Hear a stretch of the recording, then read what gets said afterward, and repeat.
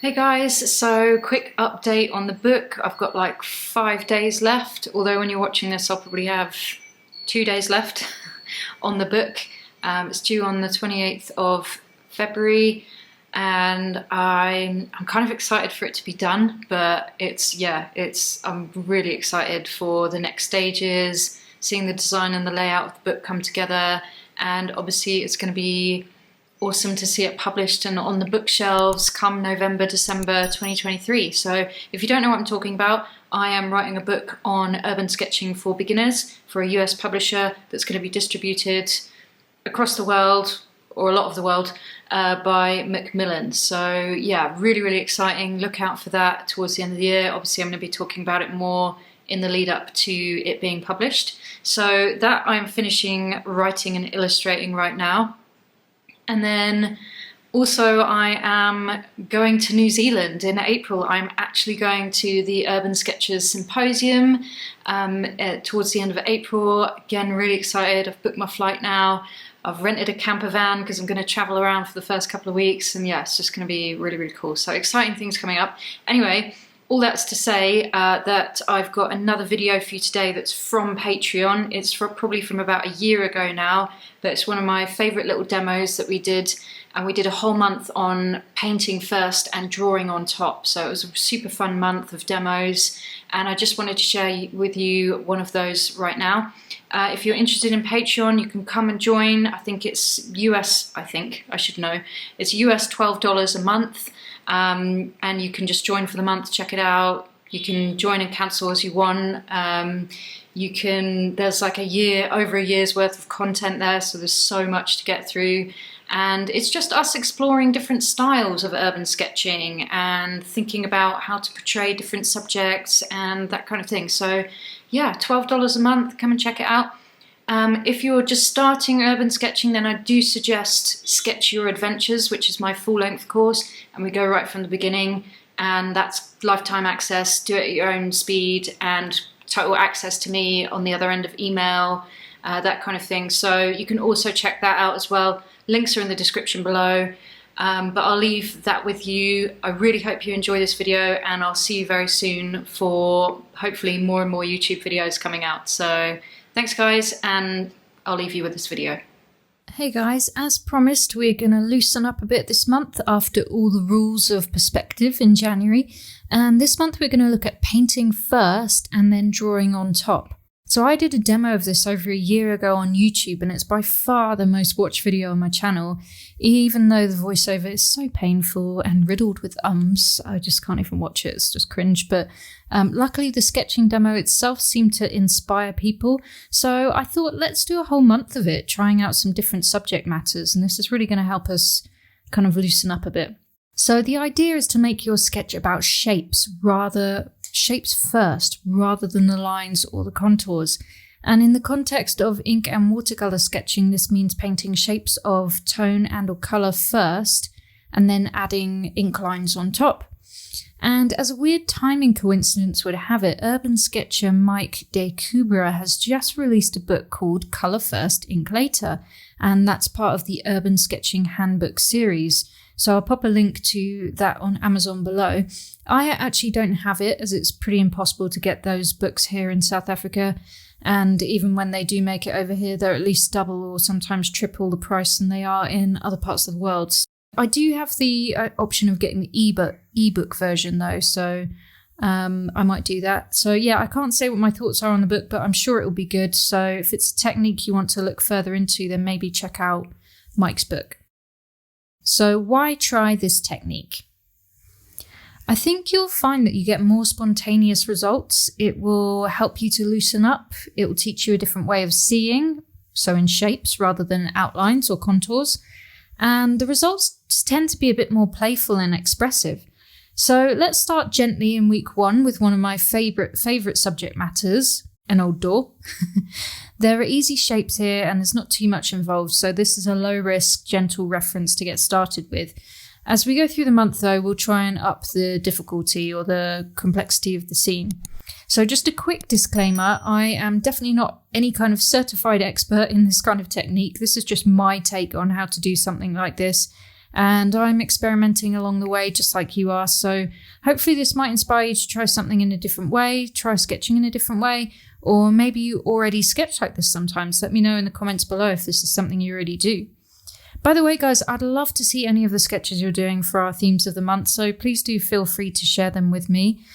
With this technique, you do need to be a bit patient, as it can take 5 to 10 minutes for the watercolour to dry before you're actually able to draw on top. So, if you're doing this at home, you can just go make a cup of tea or something.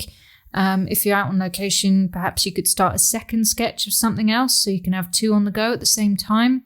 The thing is, just don't be too heavy-handed with the amount of water you use, and it should dry a bit quicker. But be aware of what kind of paper you're using. Some papers absorb the paint a bit quicker, and with some the water can sit on top of the surface for ages. So in desperation, if needed, you can use a hairdryer. Again, if you're at home, you probably don't carry one around with you, but I would urge you to wait if you can. And if you're using this technique while out on location, if you're in a sunny place, it should dry nice and quick. But if you're in a wet or cold environment, perhaps this one's not the best technique to use. So just use your judgment on that factor. Also, another thing to note is that you can mix and match. So you can use this technique in one area of your sketch, start working on a different area while it dries. And I've seen Inma Serrano do this. She also uses a big sketchbook, A4 plus, and so she has lots of room to work on different areas of the sketch without disturbing wet areas. So that's just something to think about. But we're going to go through all sorts of different ideas with this technique. So in this sketch, I start with painting the door shape in this light bluey grey colour. Your colours don't have to be accurate. It's not all that important. Tonal value is much more important when painting, so i.e. the light or darkness of the colour. And then I actually realised what I like about starting with this paint first approach is how the colours kind of bleed into one another a bit and it's all a bit hazy. So I took my spray bottle there and I just misted the page just to make it damp and help the colours run into each other a bit more. By the way, in this video, I am using a Paul Rubin sketchbook. So they sent me their sketchbook and paint set last year somewhere to try out when I was back in the UK. And the sketchbook's a really reasonable price. You can find it on Amazon. It's got 100% cotton paper as well, which I actually couldn't believe when I found that out. I haven't used it a great deal yet, but I am enjoying using it for this sketch.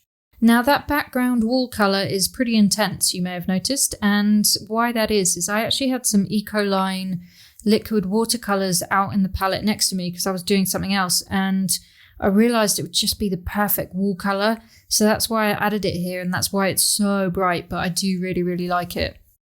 So squinting at my scene, I'm seeing where the basic blocks of colour are, so don't worry about being too precise here, just block the colours in and don't overthink it. And then I've gone in with some green for the foliage, and then darker shade of green, wet and wet, just to add a bit more interest and maybe indicate where a bit of shadow is.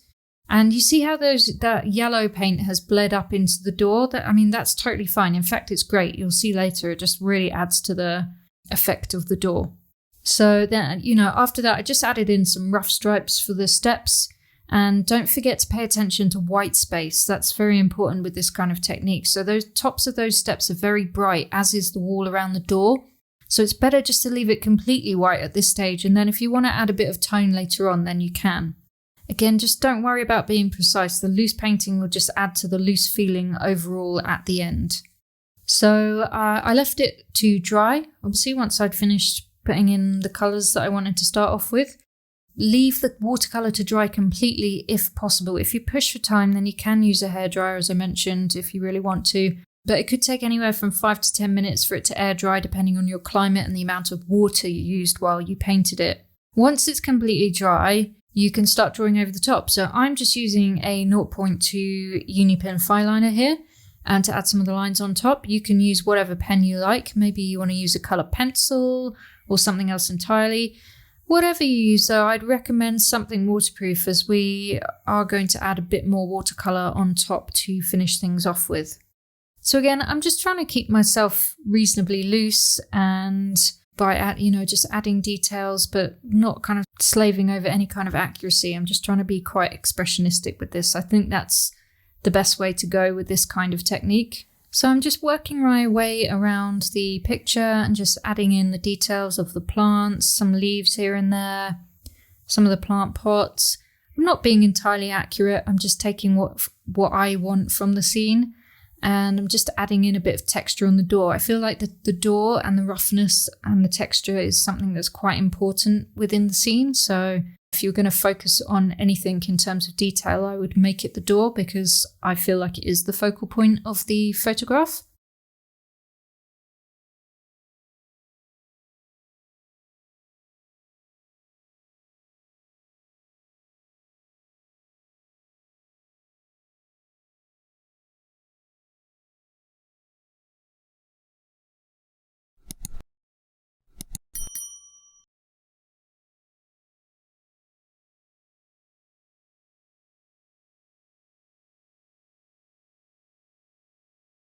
And then once we've finished doing the ink lines, the drawing, let's go back in with some watercolor and just pump up the volume a bit more. So I've got my Rosemary & Co dagger brush out, and I'm just trying to do a bit of dry brush actually on the door and just try and get some of that texture in.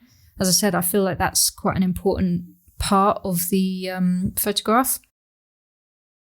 And also in this stage, really pumping up any kind of shadow areas is going to be really important to the overall feeling. You can see I've just put in a bit of shadow on the left of the door frame and at the top, and it already automatically just lifts everything, just gives everything a bit more depth.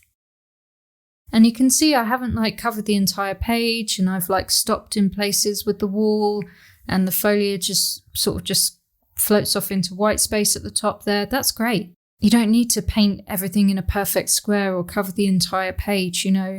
Stopping and starting your sketch in different areas can really make it feel quite dynamic and interesting. So again, I just feel like the most important thing is to try and get some of the shadows in and make them very bold. I've said it before, but squinting at your photograph and really looking for where those dark areas are, that's really the key, to be honest with you.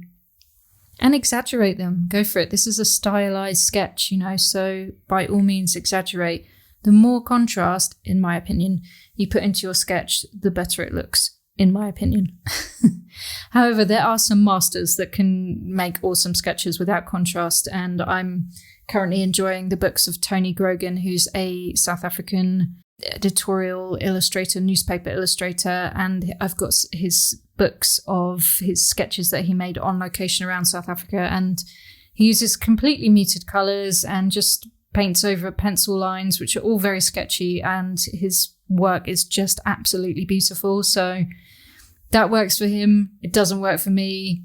I have to put in lots of contrast to make my sketches work. I do want to do a flip through of his books on camera for you guys so you can see what I'm talking about. So I will do that soon. It is on my list to do because I'd love to share those books with you. They're just really beautiful. I believe they're out of print now, but I did manage to find, he's got 6 or 7 books, I think, but I managed to find the Cape Town one and also the Eastern Cape one. So one of the members of Urban Sketches Johannesburg put me onto it actually, and just absolutely beautiful sketches. So I will share that with you very soon. So yeah, the key is really just to work around and add contrast, add a bit more colour where you feel it needs to. Don't sort of cover up too much of what you laid down initially. And yeah, you can just end up with just a really nice, spontaneous, I think, reasonably loose sketch. And I actually really love this sketch. I'm really, really happy with it. I actually do think the bright yellow of those Ecoline watercolours that I used in the background kind of makes it. But I could get close to that vibrancy, I think, with some of the Daniel Smith paints that I've got here. Just so happened to be in a palette right next to me. So I was like, oh yeah, okay, I'm going to put that down. But yeah, so I hope this first video has really inspired you to have a go at this technique. Highly recommend starting off with something like this door. This photo reference is actually kind of perfect. It's a nice way to get started. Here I'm just sort of splashing on a bit more of that Ecoline colour just to give the walls a bit of grit, because obviously in the picture they're a bit more textured. But yeah, I really hope that you've enjoyed this, guys. I found this so much fun. I'm really excited about doing some more video demos for you guys. And it's not all going to be exactly like this. I've got some other suggestions and other techniques for us to try out as well. So I will see you in next week's video, where we are going to do a house front. And yeah, we'll see what happens there. Okay, thanks guys.